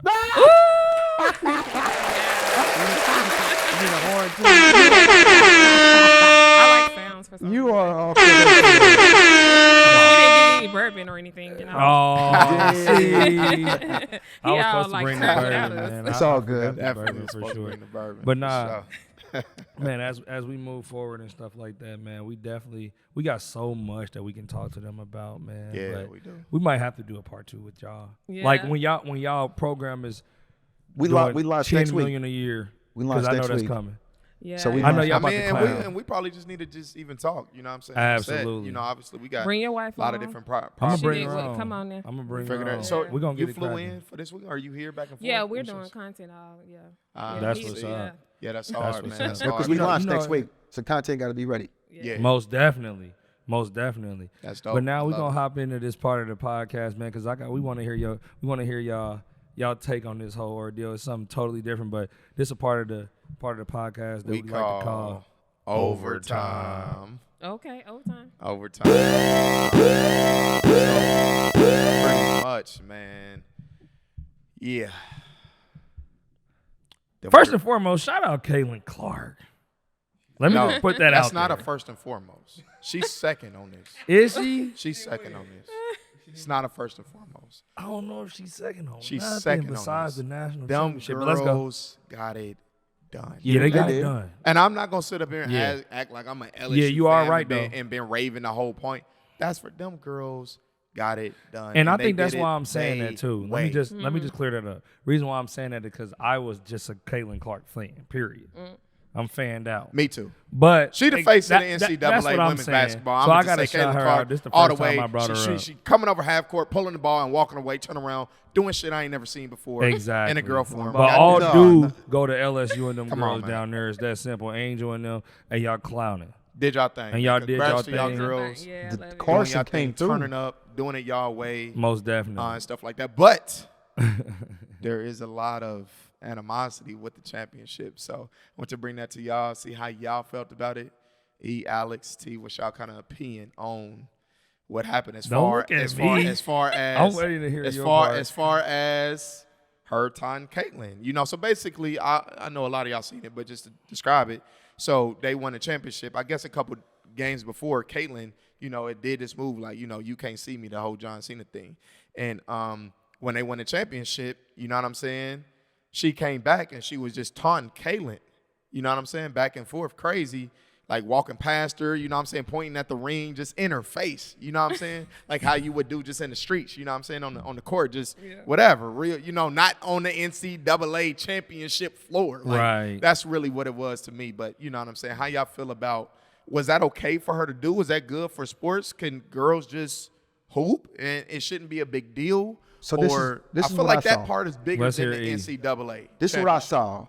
Men do it, so why is it a problem when Exactly. women do it? Yeah. Most definitely That shouldn't be a yeah. problem. I was hearing that. She's been doing it all year. by the way. So there's two different angles here. Yeah. All right. Caitlin did it, and she was just doing it. She wasn't in nobody's face. She wasn't, you know what I mean? So there's a difference in between celebrating and taunting. All right. So that's one. So Caitlin doing it and then waving off the other player when she wasn't guarding her, that was disrespectful. It's rude. It's classless. It's it don't have tag, right? Yeah. And so I understand where Angel that said you disrespected my peer. So like, you know, we ain't gonna have disrespect. We don't take that lightly. I respect that, you know what I mean, in the sense of standing on what you stand on. Yeah. But the big picture is this. Caitlin and her got to come back next year. And they can make more NIL money than they can playing women's basketball. Period. So what you're doing is reckless because you don't understand the impact of what you're doing, because there are going to be people talking in rooms that write these checks and you'll never hear what they said. You just won't get the opportunity. We get so stuck on thinking about what we see on surface. It's really about the person who write the check. So if you can make more money NIL than in women's pro, you're dicking up your sponsorship, 100%. standing on something that didn't even have nothing to do with you. Yeah, it's the culture. Yeah. That's so that's Let's one. hear- let- What Caitlin can do, because Caitlin did it the week before. So that's the next argument. Well, Caitlin did it, so ain't nobody say nothing to Caitlin. what she can do and what you can do ain't the same. You're like Ron Artest. They're going to blow the whistle in 2 seconds on you versus Caitlin. So you got to understand who you are, who you were born to be, unfortunately. And that could be skin color or where you from or whatever it may be. Unfortunately, it does come with that. And you have to learn that discipline now in order to be able to exude that as a professional pro player. I So agree. people are like, well, Steph dance. Steph celebrates. Steph don't be in nobody. But he celebrates. Steph. But I'm okay with that. I'm even okay with the cuss words as we hooping, because it's the moment, right? But to follow me, I'm gonna be honest with you, she wouldn't do that to a player her height and her skin color. That's just how I see it. Because like when you getting close, when you getting close like that, you in space. Yeah, and let me. I'm just saying. So space and opportunity. Yeah, it is. yeah, I'm just. Yeah. Let me just add. That was a lie, but that's how I felt. I know you a agree. sports I fanatic, agree with so 95. Listen, I agree with, and then I'm gonna pass it over to Alex, and I agree with 95% of the stuff that you said. I think that I played. I was in the tournament. We talked shit. I was a person that was a player that talked shit all the time. Even when I wasn't starting, and when it was time for me to sub in, and I was at the sub board, motherfuckers, they out on the court still playing. I'm talking shit from the sideline. Yeah, hey, wait till I'm about to tear your ass up. Ain't no more scoring. I'm talking that from the side. It's a difference from that and being in my face. Anybody that I've ever had talk shit with, if they got in my face, for one, the way that she did it at the free throw line, like right in my face and all of that, I felt like Caitlin just handled it the best that anyone could even ever handle it. She did. Because me, Right on, pushed. no. And At that's what I'm least bare saying. minimum. Bare minimum. I'm just saying, hey, hold on, don't put your hand in my face now. Now it's getting different. But she kept coming around now. And then came back and did it again. That's different. When you taunting, and I've taunted. I talk shit. We start the game out. I'm saying this. I'm saying that. When you get in somebody's face, you got to be like, it's almost like shit. All right, if it pop off, I'm ready for it to pop off. Now, where I disagree with you is with her. She don't give a fuck. If that was a girl that was her size and her color, she was still doing it. I'm not saying I was still doing it. You know what I'm saying? Like, I was talking shit. I would get out of line, too. I'm not saying that I didn't. But for her, she's been doing it all year long. And that Hey, for man, me, I ain't gonna and that lie. for me, To that that hurts me to atmosphere. see that, just because you really cutting yourself short. And I feel that. Iverson didn't make all the money he could make. Exactly. Yeah. But for some people, it's He wasn't there to hear the conversations about him Here's being the thing, judged. though. Go Here's ahead. the thing, E. Here's my thing. Kind of even with that, Iverson, he didn't in the moment. Neither did Muhammad Ali. Correct. But that as time passes, you see how if you are able to even capitalize on it, whether it's opportunity or not, AI, the whole league is AI now. Facts. The whole league is him. Facts. Yeah. He's transcended the league. Facts. You know what I'm Same saying? Just thing. how Yeah. Stephen Curry transcended 3-point, whatever. So he will never, ever be forgotten because that is who he is. Yeah. Now, Hold on, real quick. I don't agree with that. A part of him is the league. a part. I mean, but Not all of him is the not, league. Yeah, Let not, me just not say all, that. Yeah. That's kind of almost like saying part of not him is all of the league. rappers are Lil Wayne, but I mean they're Lil Wayne though. Now I ain't saying it's good. I'm talking about face tattoos, hairstyle. Yeah, Like that's what I'm saying. That stuff, yeah. that's Yeah. AI though. Yeah. But not 70% of the league but not the gambling, not the, for sure. all The of that culture. shit is not the The league. culture of AI though. Yeah. You feel me? Because it's like, Michael Jordan had gambling. the shit way too. that you saying this is, and I'm going to let you keep going. Yeah, for The sure. way that you saying this is that no league will ever turn the sportsmanship part off. Is what They I'm need to saying. shake Yeah, hands. right. I don't This is respect about that. sportsmanship. It's Yeah. not about who she is. We love who she is. Yes. And that she's being her. I'm with that. The sportsmanship part That was- will never turn off. I don't give a fuck who it is. See, I agree. I'm, But go ahead, go I'm two ahead. tones down. I'm 10 tones down with him on that. Yeah. For sure. That's the part that I'm trying to get at. I agree. I just fuck with her so much. I No, know, no, but no, you, like, but I like in- the energy. I Oh, like the- when did you have to have sportsmanship? You did. Hey, no, Yeah. I get it. I get it. See, I understand. Do you get what I'm saying? All I'm saying is this. I understand that she is potentially, you know what I'm saying, fucking her bag up, which I don't like. But it's just a part of me that kind of likes the fact that it's like, which it sounds stupid. I'm going to agree with y'all even before y'all even rebuttal. It sounds a little stupid, a little immature. But the part of her that I kind of fuck with is like, look, I kind of don't give a fuck. You know what I'm saying? Like, this is me. But you gotta give a fuck. You do gotta give a fuck. You know what I'm saying? You do gotta kind of think about certain things. Depending on how far you want to go. Depending on how far you want to go and what you want to do, right? Now, because if she's hot, she can spin it off and do something else and not even be playing basketball and capture the momentum and do something else. Whatever. But I'm just saying, like, that part of her saying, like, I think it's okay to have mistakes. You know what I'm saying? For her to kind of learn and grow from it. Yeah. But to not to say, okay, cool. I know that they writing a check, so I got to walk straight in line for everything that they say, and this is what I got to do, and this is how I got to perform. Nobody's that's perfect, not though. what I'm saying she got to do. I'm standing on that. She might have that in her use your head, example. feel like no, I'm going to give you an That's example. not what I'm saying. Because you're trying to defend it, and I'm going to tell you how you got to be yourself still. You said period. Ali. Let E talk real quick. No, you said Ali, right? Yeah. He didn't give a fuck because he stood for righteous. Yeah. True. Absolutely. Totally different. Yeah, it is. So that's y'all right. Y'all right. So this right here. Y'all right.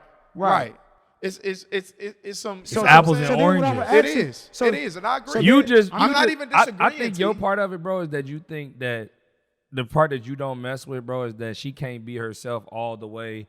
And she's not gonna make bags. There's bags that you're gonna miss out on. You're always gonna miss a bag, though. I say this all the time. All money ain't good money. Facts. That's what I say. So Boosie ain't Drake. Exactly. Boosie got his lane. But also Boosie don't got a Drake bag. Yeah. He don't. And I'm gonna be honest with you. And that bag is dramatically different. Dramatically different. It is. That's what I'm getting at. Delta so you one. Drake OVO plane. Hey, I'm just being real. You get what I'm saying? That's 100. It's different. Alex, how you feel about the situation overall as you being a woman? You know what I mean? Well, I'm the care girl, so I like to care about people. First and foremost. Yeah, I'm like a care bear.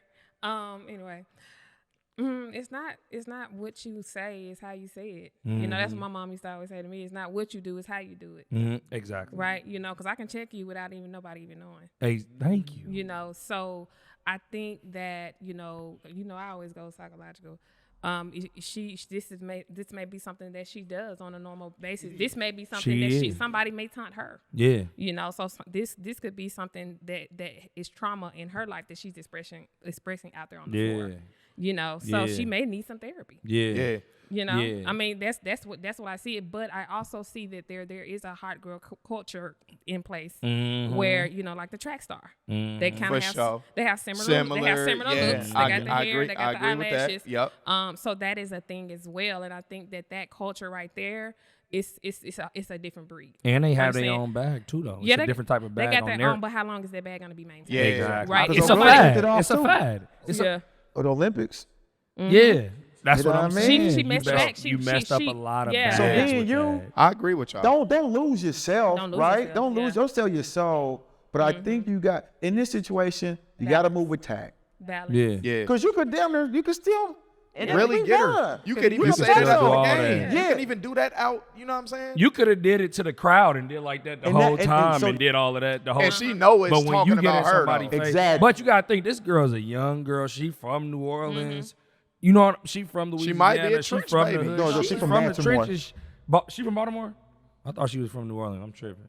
My bad. Shame. But that's the only thing. Yeah, she is hood, from Baltimore. Just a different type of. I mean, every but look hood at in the America Venice. the same. Look at Serena. You know, in Venice. Right. Compton. You see what I'm saying? The values was different. different. But see, it was the way they was raised. Exactly. So we have to go back to that and understand that there is something there deeper than that moment. Yeah, right. So that's how I did see see it. Serena doing this on the motherfucking tennis court, though. Yeah, I mean she can, but you can dance. I'm a dancer. But right after the game, what she do? She think After about the that game, money. shook up. Boom. She wasn't doing all this in their face. Exactly. She And so that didn't shake And up. I agree with y'all. And I messed with her, and I liked it. I'm not saying We don't I didn't know like the story. it. I liked it, Yeah. and I'm a Caitlin Clark fan. I liked it because I just felt like with women's basketball, that was That's a staple. It is. That part right that. there, You we don't gonna get see this that. on 60-60, like on Yeah. ESPN. When We they gonna see the talk about Netflix. it. We gonna see that. Somebody had to do it. Yeah. And it wasn't her like saying, you know what, I'm gonna act like this tonight. But I'm gonna say That It this, was though. just her. That's the part that I like about behaviors. it. Behaviors that are not tamed early get worse. Yeah. So when you get money, money doesn't change you. It makes you more who you are. Yep. So I hope that There's somebody somebody sit around her down that she respects Yeah. to allow her to just be like, it's done, move on, but don't do it like that. Celebrate, Yeah. celebrate, You can still but get it celebrate. across. But And she you can do it at your own. Do it in your locker room. I don't like when people say I hope somebody around her, because I would say that all the time, and somebody, I can't remember who it was, they said it to me. Because one thing, like even when I was kind of, thought I was going to the league and all that shit, like I always felt like my guys could still check me. You got to be willing to accept Not it too. everybody doing. They got to be willing to accept it, though. Even the stuff with John Morant and all of that, he got to be willing for it. The person that he cared, everybody say that, the person that he care about, the person that it may not be the richest, it might not be his idol, it might be his homie right Can I here. tell you what happened with him, though? You tripping. Can I tell you what happened with him? You gotta be his able to daddy's a accept fan. His daddy ain't really daddy. Jalen Rose down there stepped in as an OG. Yeah. He was Jalen like, Rose said some real he shit. was like, I'm you, whoop-de-woo. Then he gave him the first interview right back. Yeah. And he gave him questions. I don't want his daddy in that conversation. He gave him questions.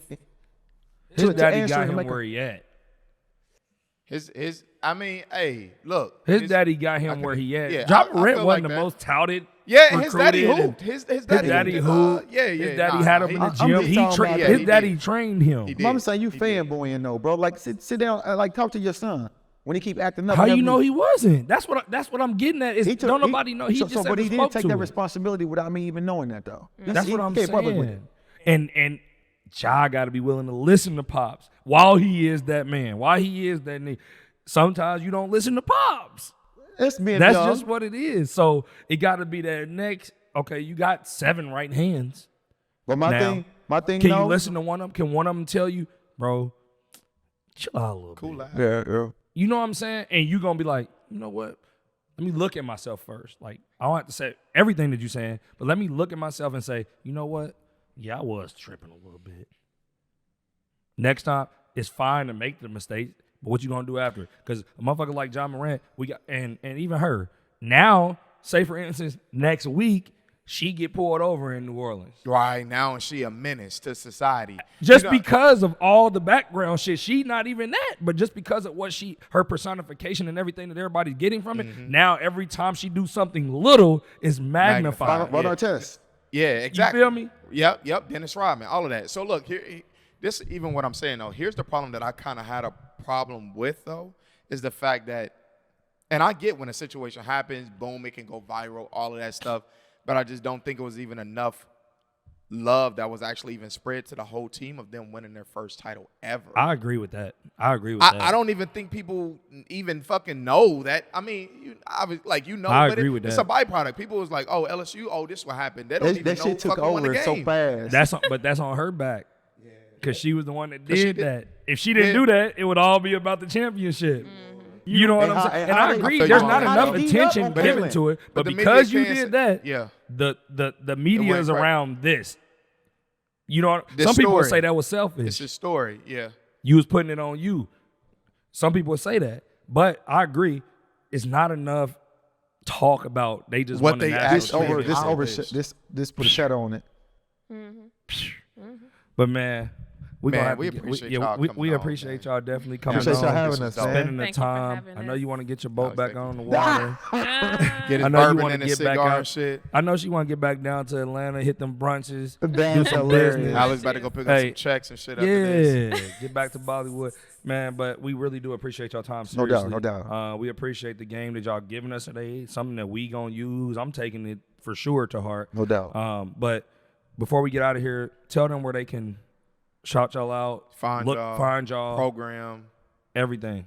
I'm on Instagram as the caregiver _. I'm on Instagram as the free rental property guy.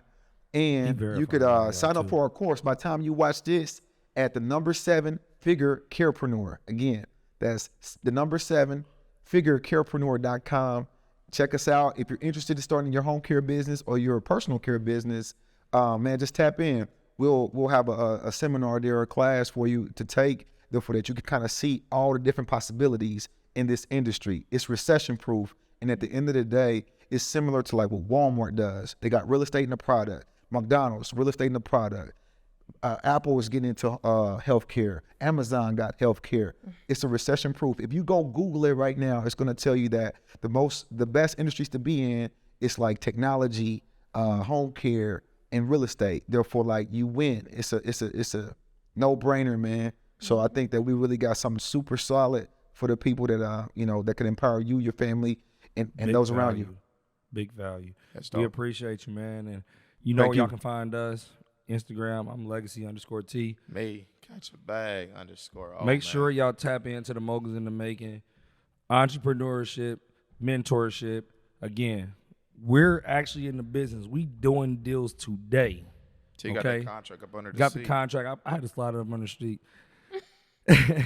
On the way deals here. today, but there's also people in our group that we're doing deals with, that we're teaching how to do deals. We just had a closing. I'm sorry to cut you Yeah. off, but we just had a closing this week. You know what I'm saying, with, somebody else, you know what I'm saying, in the program, help them get, a deal that they probably couldn't have sold maybe. Exactly. You know what I'm saying, got it done. Which was a realtor. So just because you're a realtor, we're not talking about just random people, you know what I'm saying, that's trying to get into investing and stuff too. There's realtors in there, appraisers, inspectors, all of that. Construction guys in there. We got a construction guy in there. Everybody needs that part of real estate to learn.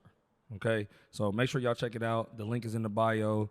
We definitely going to have it in the comments. We're going to have all the information in the comments as well. We appreciate y'all for coming on, and let's get it. Yeah, straight. Yay. Yeah, let's get it.